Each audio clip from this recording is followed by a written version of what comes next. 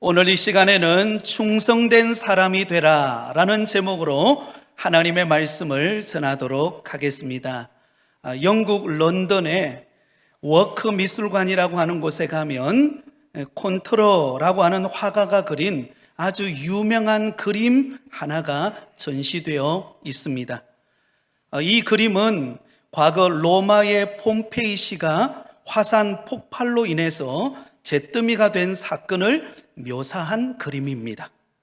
수많은 사람들이 화산 폭발로 흘러내리는 용암을 피하기 위해 도망하는 모습이 그려져 있습니다. 그런데 그 급박하고 다급한 상황 속에서 한 병사가 성문 곁에 꿋꿋하게 서서 창을 들고 자기 자리를 지키고 있는 모습이 그려져 있습니다. 그 병사는 뜨거운 용암이 폼페이시를 뒤덮고 자기 몸을 뒤덮어 태우는 상황 속에서도 그는 그 자리를 떠나지를 않습니다.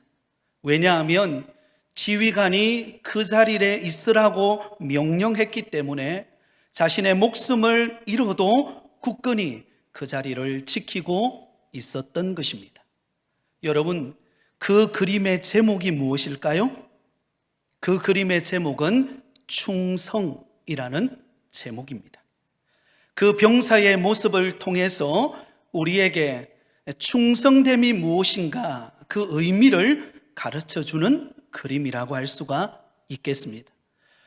여러분들은 2022년도 새해를 시작하면서 하나님께서 여러분에게 맡겨주신 직분과 사명과 은사와 재능을 가지고 어떤 마음의 각오를 가지고 한 해를 출발하셨습니까?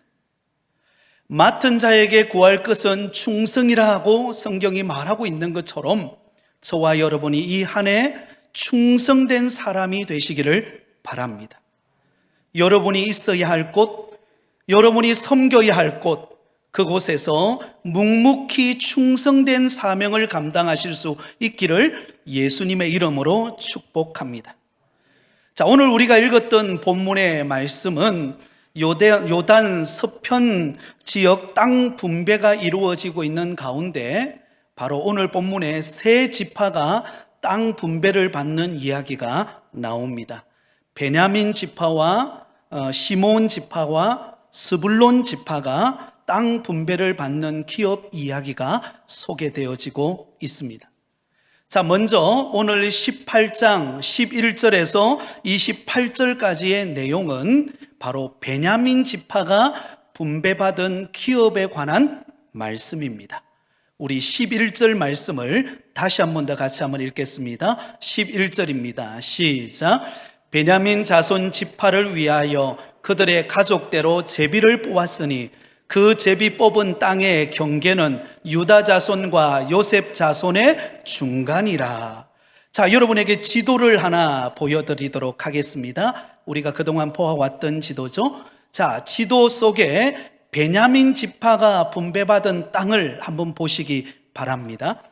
남쪽으로는 유다 지파가 땅 분배를 받았죠. 그리고 베냐민 지파 바로 위에는 바로 요셉의 자손인 에브라임과 그리고 므낫세 반 지파가 땅을 분배받고 있습니다. 그 사이에 유다 지파와 요셉 자손이 분배받은 땅 그 중간에 바로 베냐민 지파가 땅 분배를 받는 이야기가 오늘 본문에 소개되고 있습니다. 자, 12절의 말씀에도 보면 북방 경계는 요단에서 시작해서 베다윈 황무지까지이고 서편 경계는 기랏 여하림, 그리고 남쪽 경계는 기랏 여하림 끝에서부터 여메의 북쪽 해만까지이고, 그리고 마지막 동쪽 경계는 요단입니다. 여러분, 이 베냐민 지파는 그 가족대로 26개의 성읍과 그 마을들을 분배받게 됩니다. 자, 제가 서두에서 언급했지만 이 베냐민 지파가 위치해 있는 분배받은 그 기업의 특징이 무엇인가? 11절에서 언급하고 있듯이 유다 자손과 유다 지파와 그리고 요셉 자손의 중간에 위치해 있다는 것이 바로 이 베냐민 지파의 가장 두드러진 특징입니다. 자, 여러분, 사실 다른 지파들에 비해서 유다 지파와 그리고 요셉의 자손 에브라임과 므낫세 지파는 현저히 많은 땅을 분배받은 지파들입니다. 이미 우리가 살펴보았죠. 다른 지파들보다도 훨씬 더 우위에 있는 지파가 바로 유다 지파요, 그리고 요셉의 자손 지파들입니다. 그러니 가장 많이 기업의 땅을 분배받았으니 어때요? 서로 간에 보이지 않는 경쟁이 이루어지는, 유다와 요셉 자손 간에 보이지 않는 경쟁이 이루어지고 있는 상황이었습니다. 그런데 그 중앙에 어떤 지파가 땅을 분배받았다고요? 베냐민 지파가. 이 베냐민 지파가 완충 역할을 하면서 그 중앙에 딱 위치해 있게 되었다라는 것입니다. 여러분, 베냐민은 야곱의 12아들 중에 몇 번째 아들이죠? 마지막 아들입니다. 그의 어머니 라헬이 난산을 하면서 낳은 아들이 바로 베냐민이죠. 그리고는 그의 어머니 라헬은 하나님께 부름을 받았습니다. 여러분, 이 베냐민은요 12아들 중에서도 가장 연약한 존재에 속해 있습니다. 그런데 그런 후손인 베냐민 지파가 가장 강대한 유다 지파와 그리고 요셉 자손 그 사이에 완충 역할을 하는 위치에 놓여 있는 은혜를 입은 지파가 베냐민 지파라는 것입니다. 여러분, 나중에 통일 왕국 시대가 열렸을 때 여러분 신기하게도요 그 강력한 두 자손들을 제치고 가장 미약한 베냐민 지파에서 누가 나옵니까? 초대 왕이었던 사울이 탄생하게 됩니다. 그러므로 이 베냐민 지파의 역할과 무관하지 않다고 볼 수가 있겠습니다. 비록 막내 아들로 태어나서 가장 어리고 연약해 보이지만, 그러나 야곱이 예언했던 것처럼 물어뜯는 이리처럼 용감한 지파로 성장하고 쓰임받았던 지파가 바로 베냐민 지파입니다. 도리어 약한 것이 도리어 하나님을 의지하는 계기가 되었다라고 하는 것입니다.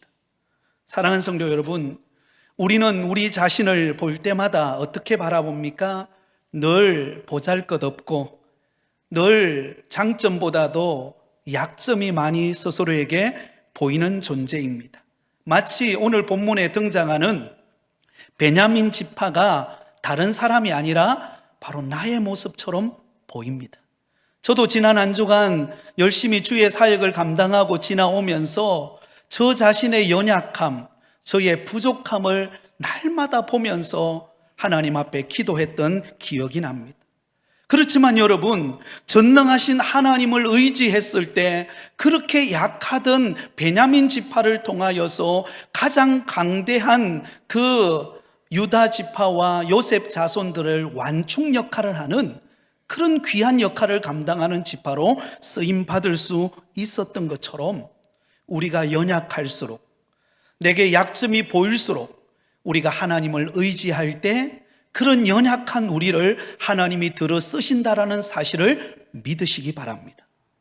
그러므로 여러분, 충성된 사람은 누구인가? 자신의 약함을 알고 전적으로 하나님을 신뢰하는 사람, 그 사람이 바로 충성된 사람입니다. 한번 따라해 볼까요? 자신의 약함을 알고 전적으로 하나님을 신뢰하는 사람. 여러분, 충성된 사람은요 자기가 뛰어나다 생각하지 않아요.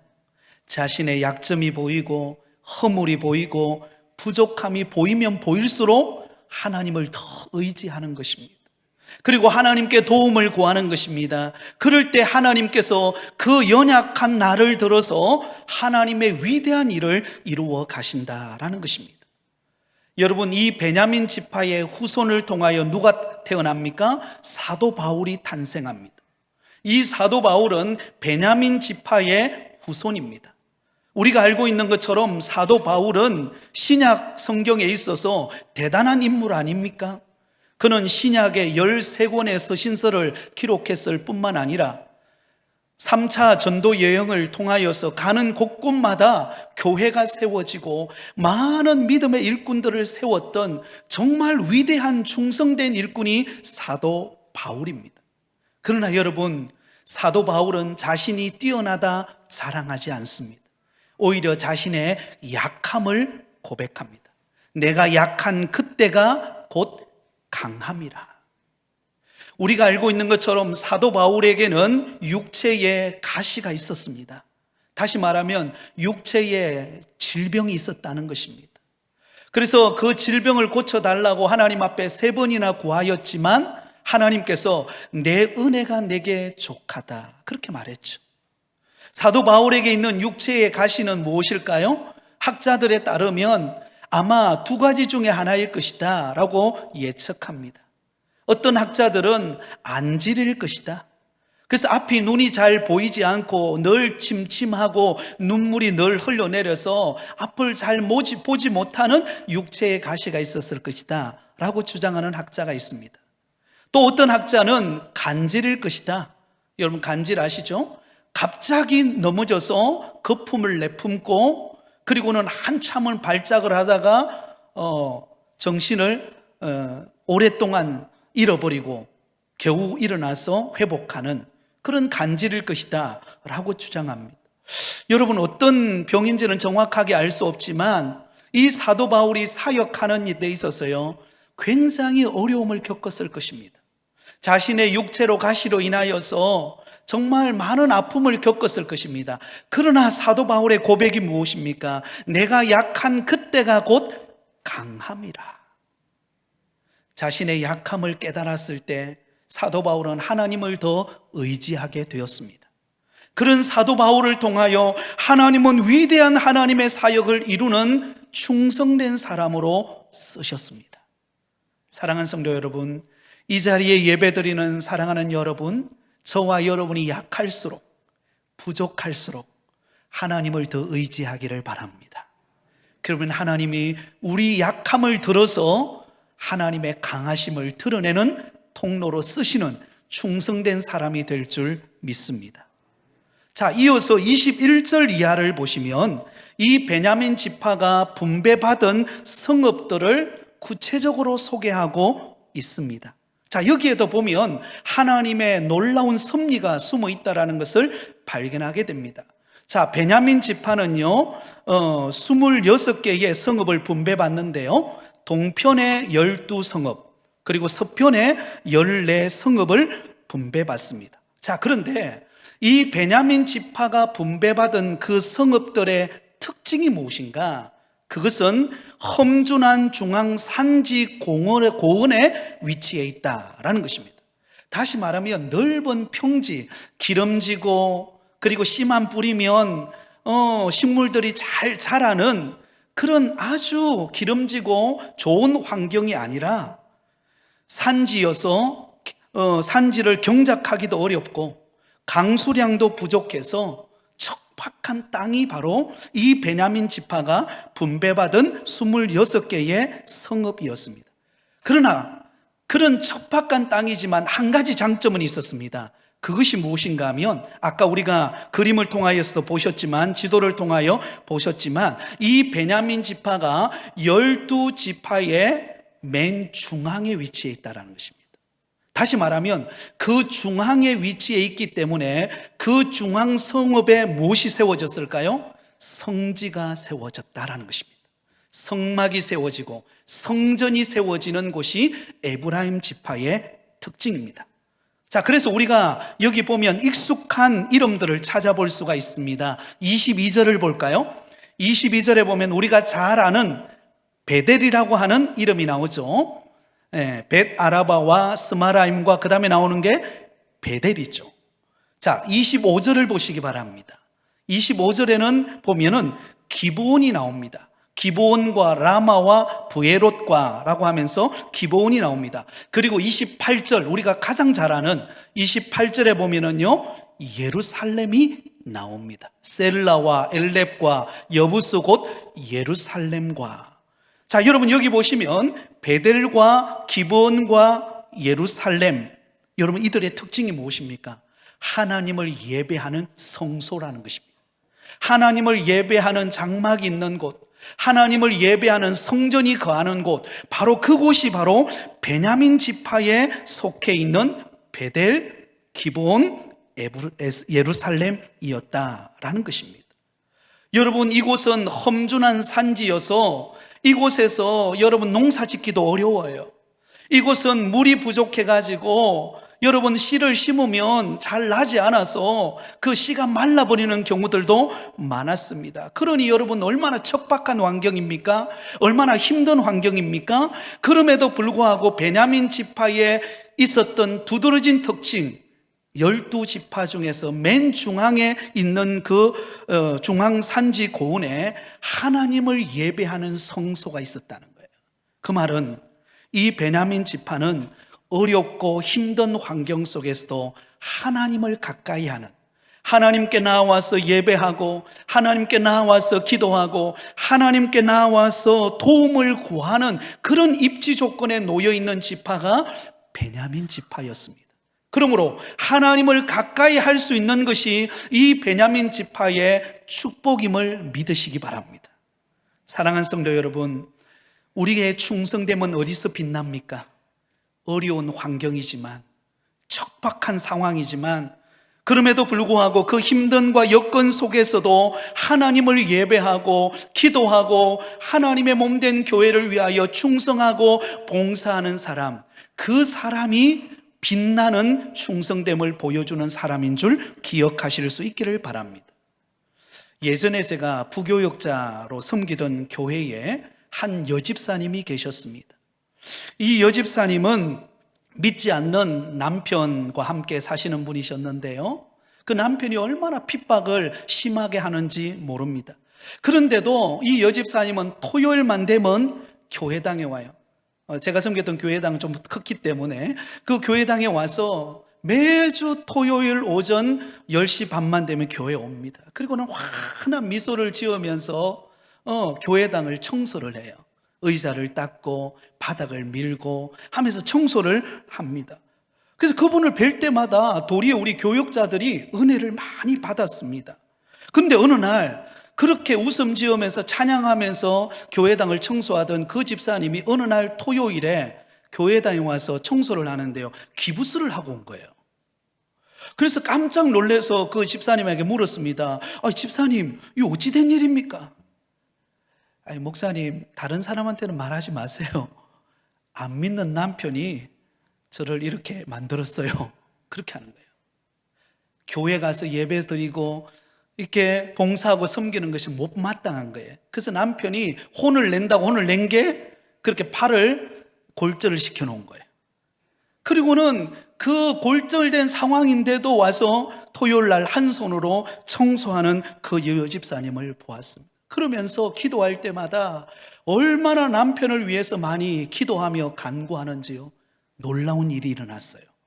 그렇게 아내를 핍박하고 팔을 비틀어서 골절을 시켰던 그 남편이 예수 믿게 된 거예요. 할렐루야. 교회 나와서 믿음의 사람이 되었습니다. 여러분, 어려움 속에서, 힘든 환경 속에서 하나님을 가까이 하고 하나님의 몸된 교회에 나와서 섬기는 그 여집사님은요, 모든 성도들에게 아름다운 빛된 모습을 보여주는 그런 여집사님이 되었습니다. 우리는 자주 이렇게 말합니다. 아이고, 목사님, 좀 여건이 좋아지면, 내 환경이 나아지면 그때 내가 봉사하고 섬기겠습니다. 물론 여러분, 좋은 환경이 올 한 해 펼쳐지실 수 있기를 예수님의 이름으로 축복합니다. 그러나 여러분, 그 전에 어려운 여건일지라도 하나님을 가까이 하고 하나님을 섬기고 봉사하고 헌신하는 일을 결코 미루지 마시기 바랍니다. 앞장서서 섬기고 헌신하고 봉사하는 가운데 하나님께서 위로부터 내려주시는 신령한 은혜와 땅에 기름진 복이 있다는 사실을 믿고 충성되이 섬기는 여러분 되시기를 예수님의 이름으로 축원드립니다. 자, 다음으로 오늘 19장 1절에서 9절까지는 시몬 지파가 분배받은 기업에 관한 내용이 기록되어져 있습니다. 자, 이 시몬 지파가 분배받은 기업의 특징이 무엇일까요?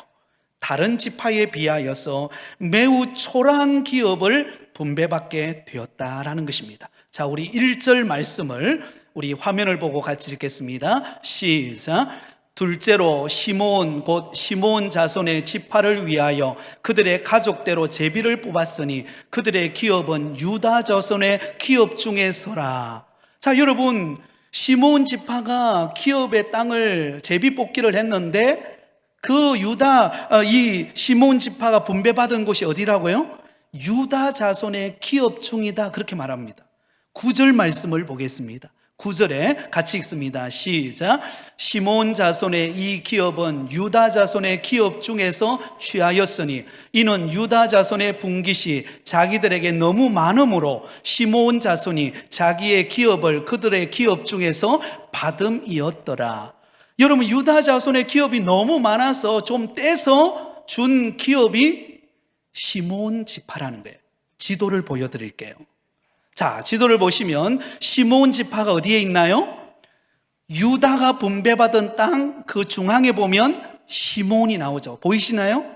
예, 시몬 지파가 분배받은 땅이 바로 유다 지파가 분배받은 땅에 속해 있다라고 하는 것입니다.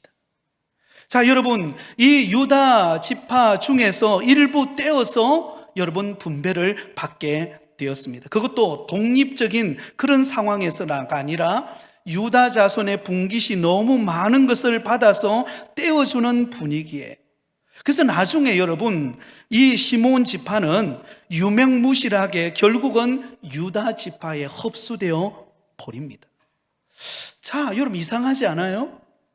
왜 이 시몬 지파는 다른 지파와 다르게 독립된 그런 땅을 분배받지 못하고 유다 지파의 땅이 많아서 떼어서 줄 정도로 그렇게 미약한 그런 참 초라한 기업을 분배받는 이유가 무엇일까요? 여러분, 그 이야기를 거슬러 올라가면 창세기 34장으로 거슬러 올라갑니다.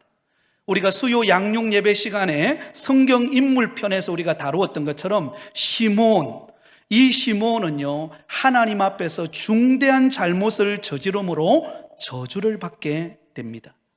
그 이야기는 이렇습니다.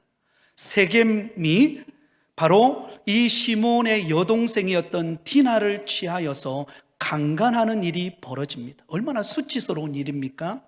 이 이야기를 들었던 시몬이 화가 난 거예요. 분노를 참지 못했습니다. 그래서 레위와 함께 칼을 들고 가서 할례를 받게 하고는 이 세겜성 남자들을 다 죽여버립니다. 피바다가 돼버려요. 이 세겜성에 있는 모든 남자가 다 그들의 칼에 의해서 죽임을 당하게 됩니다. 이 일로 인하여서 야곱이 이 시몬에게 저주를 말하게 됩니다. 창세기 49장 5절입니다. 시몬과 레위는 형제요, 그들의 칼은 폭력의 도구로다. 창세기 49장 7절 하반절에 보면 이렇게 말합니다. 내가 그들을 야곱 중에서 나누며 이스라엘 중에서 흩으리로다. 흩어지는, 유명무실해서 흩어져 버리는 그런 결과를 가져올 것에 대해서 말하고 있습니다. 자, 이쯤 되면 여러분, 이런 저주의 말씀을 들었다면 시몬 지파는 어떻게 해야 마땅합니까?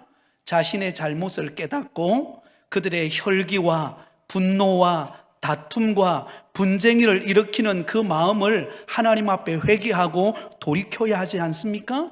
근데 여러분, 이 시몬 지파는요, 광야의 길을 걸어가는 40년 여정 동안 끊임없이 시몬 지파는요, 혈기와 분노와 다툼과 분쟁을 일으키는 지파가 됩니다.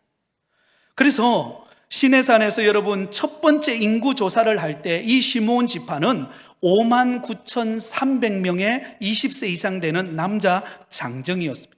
굉장히 많은 숫자죠. 그런데 40년이 지나고 두 번째 인구 조사를 했을 때 이 시므온 지파는 22,000명으로 반 이하로 줄어듭니다. 다른 지파에 비해서요 급격하게 줄어드는 지파가 시므온 지파입니다. 그러므로 이 시므온 지파는 그들 속에 있는 혈기, 그 성질, 불평, 불만, 그것을 회개하고 잠재우지 못함으로 인하여서 결국은 그런 결과를 낳게 되었다라는 것입니다. 여러분, 이 시므온 지파를 통하여서 우리에게 주는 교훈은 무엇입니까? 우리가 하나님의 몸된 교회를 섬기고 주님 맡겨주신 사명을 감당할 때에 우리의 혈기와 고집과 불평과 불만을 내려놓고 온유함으로 섬기는 여러분 되시기를 예수님의 이름으로 축원드립니다. 예수님께서 팔복에서 이렇게 말씀합니다. 온유한 자는 복이 있나니 그들이 땅을 기업으로 받을 것이며. 여러분, 시므온 지파는 시간이 흐를수록 점점 줄어드는, 나중에는 흔적도 없이 유다 지파에 흡수되어져 버리는 지파로 끝나버립니다. 그러나 온유한 자는 하나님이 복을 주시는데요, 그들이 땅을 기업을 얻는 복을 받게 하신다라는 것입니다. 그 본을 보이는 지파가 바로 레위 지파입니다. 여러분, 이 레위 지파는 시므온 지파와 함께 디나 강간 사건이 일어났을 때 세겜성으로 가서 그 세겜성의 모든 남자들을 다 죽여버렸던 그런 사람이었습니다. 그런데 여러분, 이 레위 지파가요 돌이키게 됩니다. 아, 우리가 하나님 앞에 잘못했구나. 야곱을 통해서 우리가 저주를 받았을 때 우리가 이렇게 살아서는 안 되겠구나 라고 하면서 회개하고 돌이키게 됩니다. 그래서 나중에 모세가 시내산에서 내려왔을 때 금송아지를 만드는 죄를 범하잖아요. 그때 그 금송아지를 만드는 다른 지파들의 편에 서지 아니하고 하나님의 편에 섰던 지파가 레위 지파입니다. 그들이 처음에는 혈기와 그들의 분노와 그들의 어떤 그런 마음속에 있는 불평, 불만으로 죄를 범하였지만, 그러나 하나님의 징계를 받았을 때 그들은 돌이키고 하나님의 뜻대로 살기로 결단했을 때 그들은 하나님의 편에 서기로 헌신합니다. 그래서 하나님이 여러분 이 레위 지파를 어떻게 합니까? 하나님의 집에서 봉사하고 헌신하고 성막을 돌보는 축복을 받게 하신 것입니다. 사랑하는 성도 여러분, 때로는 우리가 몸된 교회를 섬기고 충성하고 헌신하다 보면은요, 때로는 분노가 치밀어 오를 때가 있어요.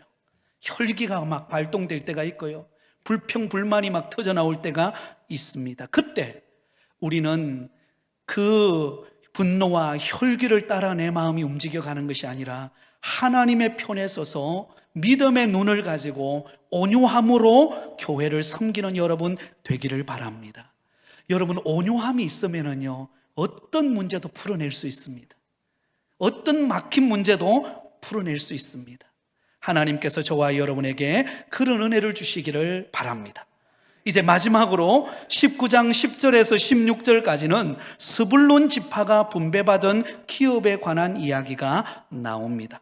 자, 이 스불론 지파, 자, 지도를 보여드리겠습니다. 지도를 보시면 스불론이라고 나오죠, 그죠? 저 위쪽에 북쪽에 가시면 스불론이라고 하는 지파가 분배받은 곳이 나옵니다. 가나안 북부 내륙 지방입니다. 저곳이, 자, 저를 보시기 바랍니다. 이곳은 남쪽으로는 사리셋을 시작해서 서쪽으로 용르남 시내, 동쪽 다브랏, 북쪽 한나돛을 둥글게 있는 지역에서 모두 12개의 성읍과 촌락을 분배를 받게 됩니다. 자, 이 스불론 지파가 분배받은 이 땅의 특징이 무엇인가 하면 상업과 무역에 종사할 수 있는 재능과 환경을 부여받았다라는 것이에요.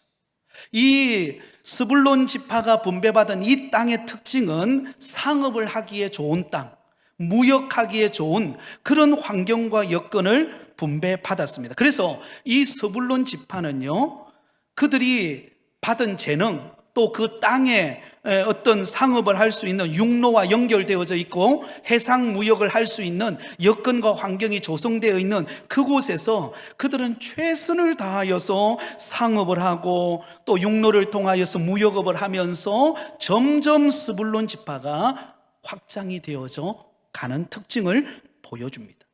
그래서 우리가 잘 아는 것처럼 엘리야 선지자가 갈멜산 꼭대기에서 여러분 우상 숭배하는 제사장들과 싸워서 승리하지 않습니까? 그 갈멜산이 스불론 지파에 속해 있습니다. 그리고 예수님의 어린 시절을 보내었던 나사렛도 바로 이 스불론 지파의 땅에 있는 곳입니다. 그러므로 스불론 지파가 분배받은 땅의 특징, 교훈을 찾자면요, 바로 하나님께서 부여하신 은사와 재능을 통하여서 적극적인 삶을 살았던 지파였다라는 것입니다. 사랑하는 여러분, 하나님은 저와 여러분에게 각자에게 주신 재능과 은사와 직분이 있는 줄 믿습니다. 그렇다면 여러분, 우리는 남과 비교할 이유가 없습니다. 내게 주신 직분과 은사와 재능을 따라서 하나님 앞에 충성할 때 하나님이 그런 우리의 모습을 보시고 하나님이 기뻐하십니다. 마태복음 25장에 보면 달란트 비유가 나옵니다. 어떤 사람이 타국에 가면서 종들을 불러와서 소유를 맡기죠. 각자 재능을 따라서 한 사람에게는 5달란트를, 또 한 사람에게는 2달란트를, 또 한 사람에게는 1달란트를 맡기고 떠났습니다. 그러자 여러분, 5달란트 받았던 사람은 어떻게 합니까? 그 5달란트 받은 것을 가지고 나가서 장사하여서 또 5달란트의 이익을 남기고 돌아옵니다. 2달란트 받은 자는 나가서 열심히 일을 해가지고는 또 2달란트의 이윤을 남기고 돌아옵니다. 그때 주인이 이 5달란트 받은 자와 2달란트 받은 자에게 축복의 칭찬의 말씀을 하시는데요, 마태복음 25장 21절 우리 같이 읽겠습니다. 시작. 그 주인이 이르되 잘하였도다 착하고 충성된 종아, 내가 적은 일에 충성하였음에 내가 많은 것을 내게 맡기리니 내 주인의 즐거움에 참여할지어다 하고. 할렐루야. 여러분, 5달란트와 2달란트 받은 자가 자신에게 주어진 직분, 재능, 은사를 가지고 나가서 열심히 수고하고 노력했어요. 그리고는 이윤을 얻어서 돌아왔을 때 그 주인은 똑같이 5달란트 받은 자나 2달란트 받은 자나 충성한 그들을 향하여서 잘하였도다 착하고 충성된 종아, 네가 적은 일에 충성하였으니 내가 앞으로 너에게 어떻게 하겠다고요? 많은 것을 맡기겠다. 할렐루야. 이런 은혜가 여러분에게 있기를 바랍니다. 근데 여러분, 1달란트 받았던 사람은 어떻게 합니까? 1달란트를 주인에게 받아서는 그것을 땅을 파고는 그 땅에다 묻어버립니다. 주인이 올 때까지 아무 일도 하지 않아요. 자신에게 받은 직분, 재능, 은사 아무것도 하지 않고 꽁꽁 묻어둡니다. 그리고는 주인이 돌아왔어요. 주인이 돌아왔을 때에 그 묻어두었던 1달란트를 끄집어내어서 주인에게 왔을 때 주인이 이 1달란트 받은 자에게 뭐라고 이야기하는가를 보세요. 마태복음 25장 26절에서 30절까지입니다. 우리 화면을 보고 같이 읽겠습니다. 시작. 그 주인이 대답하여 이르되 악하고 게으른 종아, 나는 심지 않은 데서 거두고 해치지 않는 데서 모으는 줄로 내가 알았느냐? 그러면 내가 마땅히 내 돈을 취리하는 자들에게나 맡겼다가 내가 돌아와서 내 원금과 이자를 받게 하였을 것이니라 하고, 그에게서 그 1달란트를 빼앗아 10달란트 가진 자에게 주라. 무릇 있는 자는 받아 풍족하게 되고 없는 자는 그 있는 것까지 빼앗기리라. 이 무익한 종은 바깥 어두운 데로 내쫓으라. 거기서 슬피 울며 이를 갈리라 하니라. 여러분, 이 1달란트 받은 자가 그 받은 달란트를 묻어두고 주인이 왔을 때, 그것을 끄집어내어서 왔을 때에 주인이 그를 향하여 뭐라고 말합니까? 악하고 게으른 종이라고 책망합니다. 차라리 그 1달란트를 차라리 그러면 이윤을 얻을 수 있는 곳에 가서 그것을 맡겨서라도 이윤을 얻어와야지 그걸 땅에 묻어 놓을 수가 있느냐? 그리고는 책망하고는 그 있는 1달란트를 빼앗아서 10달란트 받은 자에게 주므로 슬피 울었다라고 말하고 있습니다. 말씀을 맺겠습니다. 사랑하는 성도 여러분, 충성됨은 어디에서 나옵니까? 그것은 내가 있어야 될 자리, 내가 섬겨야 될 자리, 그 자리에서 묵묵히 그 일을 감당하는 것입니다. 그러면 하나님께서 때를 따라 우리 가운데 은혜를 주시고 축복을 주시고 지경을 넓혀주시는 복을 주실 줄 믿습니다. 저와 여러분에게 어떤 사명이 있습니까? 어떤 직분이 맡겨졌습니까? 올 한 해 충성됨으로 하나님 앞에 칭찬받고 크게 쓰임받는 모든 성도들 되시기를 예수님의 이름으로 축원드립니다.